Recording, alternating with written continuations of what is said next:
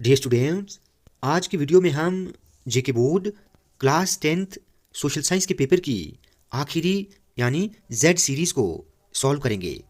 इससे पहले social science के पेपर की एक्स और वाई सीरीज़ को मैं ऑलरेडी डिस्कस कर चुका हूँ। उन वीडियोज़ के लिंक्स इस वीडियो की डिस्क्रिप्शन में प्रोवाइड कर दूंगा, आप उनको जाकर ज़रूर देखें। तो चलिए स्टार्ट करते हैं। सबसे पहले सेक्शन ए को देखें। सेक्शन ए में आपको 1 मार्क के 20 एमसीक्यूज पूछे जाएंगे। फर्स्ट पार्ट क्या है? Who was responsible for the unification of Germany? तो इसका सही आंसर है option D, Bismarck. Second part है when was the civil disobedience movement relaunched? तो इसका सही आंसर ऑप्शन ए है 1932। अगर आपको ये क्वेश्चन ऐसे पूछा जाए कि when was the civil disobedience movement launched, तो फिर इसका आंसर 1930 होगा। ठीक है, सिविल डिसओबीडियंस मूवमेंट को सॉल्ट मार्च भी कहा जाता है। थर्ड पार्ट है who led the civil disobedience movement in Peshawar? तो इसका सही आंसर है अब्दुल गफार खान। अब्दुल गफार खान को फ्रंटियर गांधी भी कहा जाता है। फोर्थ पार्ट है who wrote the book Ayodhya? इसका सही आंसर ऑप्शन ए है दीनों भाई पंत। दीनों भाई पंत को father of modern Dogri poetry कहा जाता है। और अगर आपको क्वेश्चन ऐसे पूछा जाए कि who is known as the father of Dogri, तो फिर आंसर होगा professor Ramnath Shastri. Fifth part है Sheikh Muhammad Abdullah was appointed as the head of emergency on October 30, 1947। तो ये बिल्कुल ट्रू है। इनको किसने अपॉइंट किया था? महाराजा हरि सिंह ने। ये आपने याद रखना है। सिक्स पार्ट है Karan Singh became the first Sadr Riyasat in the year 1952। Seventh part है which among the following is a food and fodder crop? तो इसका सही आंसर ऑप्शन बी है मेज। मेज को क्वीन ऑफ सीरियल्स भी कहा जाता है।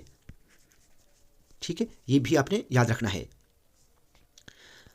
अगर हम इन ऑप्शंस में देखें तो पल्सिस और मेज ये खारिफ क्रॉप्स हैं और वीट और बार्ले राबी क्रॉप्स हैं। एट्थ पार्ट है in which of the following states is Khetri copper mines located? तो इसका सही आंसर ऑप्शन ए है Rajasthan. Dash is the world's largest producer of jute and jute goods? तो इसका आएगा India. India is the world's largest producer of jute and jute goods. Tenth part है Bhoodan Gramdan movement was initiated by? Option B Vinoba Bhave. The industry that manufactures telephone computers etcetera is? Option D electronic industry. Twelfth part है which of the following is the example of private sector industries? इसका सही answer option B है Dabur industries. Oil India limited ये joint sector की example है।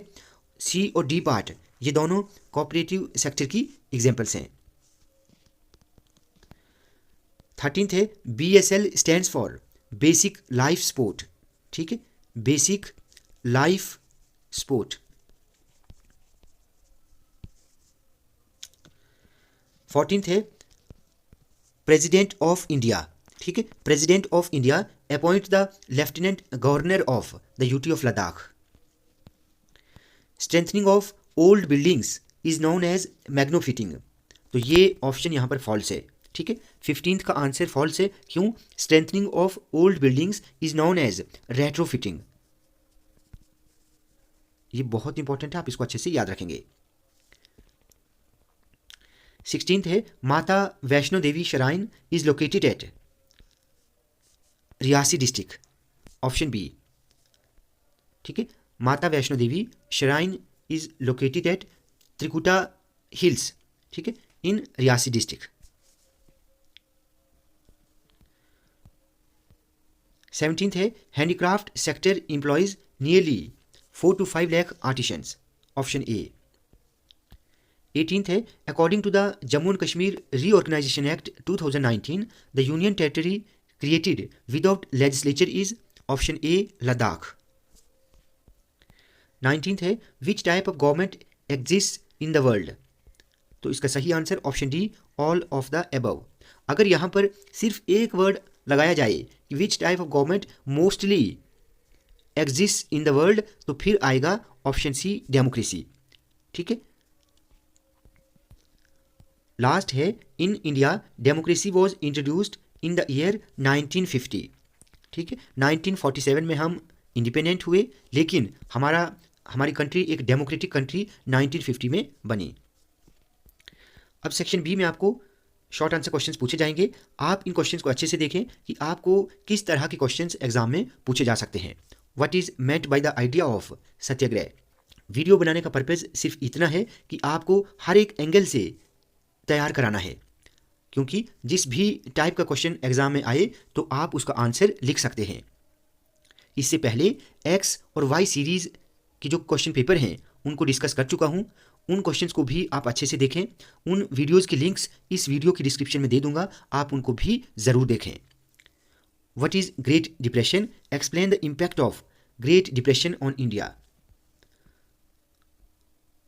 Why did industrial production in India increase during the First World War? What do you know about the G77? इसको आपने explain करना है। How did the East India Company procure regular supplies of cotton and silk textiles from Indian weavers? Write 3 subjects each of union, state and concurrent list. ये most important है। Union subjects कौन कौन से हैं, जैसे defence, ये आप याद रखें, डिफेंस, बैंकिंग, एटॉमिक एनर्जी, ठीक है, फॉरेन अफेयर्स, ये भी आप याद रख सकते हैं। ये मैंने 4 बता दिया आपको। अगर हम स्टेट की बात करें तो स्टेट के कौन कौन से सब्जेक्ट्स हैं, जैसे police, agriculture, irrigation, trade and commerce. ठीक है, यहां पर भी 4 बताए मैंने, आप इनको याद रखें। कॉन्करेंट लिस्ट की बात करें तो यहां पर जो सब्जेक्ट्स आएंगे वो है एजुकेशन, फॉरेस्ट एंड मैरिज, ये आप याद रखेंगे। 6th क्वेश्चन है, what is the status of women's representation in India's legislative bodies. आप इन सभी क्वेश्चंस को अच्छे से याद रखेंगे। उसके बाद है मैच द फॉलोइंग। यहां पर देखें, Indian national Congress was founded in 1885, Bharatiya Janata party 1980 and Bahujan Samajwadi party 1984। ये आप अच्छे से याद रखेंगे। उसके बाद है, explain the 3 degree of burns. What is the role of tourism in generating employment in Jammu and Kashmir. Why should we use conventional sources of energy. ये बहुत इंपॉर्टेंट है। अब देखिए, यहां पर कंफ्यूज नहीं होना, हमें कन्वेंशनल सोर्सेज ऑफ एनर्जी क्यों यूज करनी चाहिए। ये क्वेश्चन मैंने आपको बताया था कि आप difference between conventional sources of energy and non conventional sources of energy को अच्छे से याद करें। अब जो कन्वेंशनल सोर्सेज ऑफ एनर्जी के जो पॉइंट्स हैं वो आप यहाँ पे लिख सकते हैं। ठीक है, तो ये क्वेश्चन इंपॉर्टेंट है, आप इसको भी अच्छे से याद करेंगे। What initiatives have been taken by the government of India to ensure an increase in agricultural production? ये भी इंपॉर्टेंट है। सेक्शन सी में आपको लॉन्ग आंसर क्वेश्चंस पूछे जाएंगे। What is power sharing, what are the different forms of power sharing in modern democracies, ये बहुत important है। ठीक है, explain what is meant by the 1848 revolution of the liberals. What were the political, social and economic ideas supported by the liberals. ये nationalism in Europe का जो आपका history का फर्स्ट चैप्टर है वहां से है। Explain the land use pattern of India. How does horticulture contribute to the state economy. ठीक है, स्टेट यानी जो जम्मू एंड कश्मीर है, स्टेट की जगह यहाँ पर यूटी भी हो सकता है। ठीक है, how does horticulture contribute to the UT's economy of Jammu and Kashmir. उसके बाद है, read the extract carefully and answer the questions given at the and.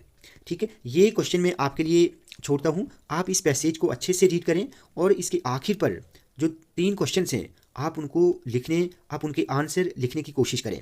बहुत आसान क्वेश्चंस हैं, आप इजीली इस पैसेज को रीड करके उनके आंसर लिख सकते हैं। ठीक है, लेकिन इसके लिए आपको इस पैसेज को 2-3 बार अच्छे से समझना होगा। एसएसटी के रिलेटेड जितनी भी मैंने इंपॉर्टेंट वीडियोस बनाई हैं, उन सभी के लिंक्स आपको इस वीडियो की डिस्क्रिप्शन में दे दूंगा। आप उनको ज़रूर देखें, आपको बहुत कुछ सीखने को मिलेगा। अब यहाँ पर देखें, who primarily had access to reading before the age of print, what impact did the printing press have on book production. Similarly C part को भी आप अच्छे से देखें और इसका आंसर लिखने की कोशिश करें। अगर आपको इनके आंसर नहीं पता चल रहे हों तो आप मुझे कमेंट करना, मैं आपको आंसर प्रोवाइड कर दूंगा। सेक्शन डी, यहाँ पर आपको एक मैप पूछा जाएगा 5 मार्क्स का, ठीक है। तो locate and label the following cities on the Indian political map. आपको जम्मू लोकेट करना है, पठानकोट एंड जलंधर। उसके बाद locate and shade any 2 unitary countries on the world map. Unitary countries मानी नॉन फेडरल कंट्रीज, जैसे China, France, Japan, UK etcetera, ठीक है। Clear students, आज की वीडियो आपको अच्छी लगी हो तो आप प्लीज़ इस वीडियो को ज़्यादा से ज़्यादा लाइक और शेयर करें और चैनल को सब्सक्राइब करना ना भूलें।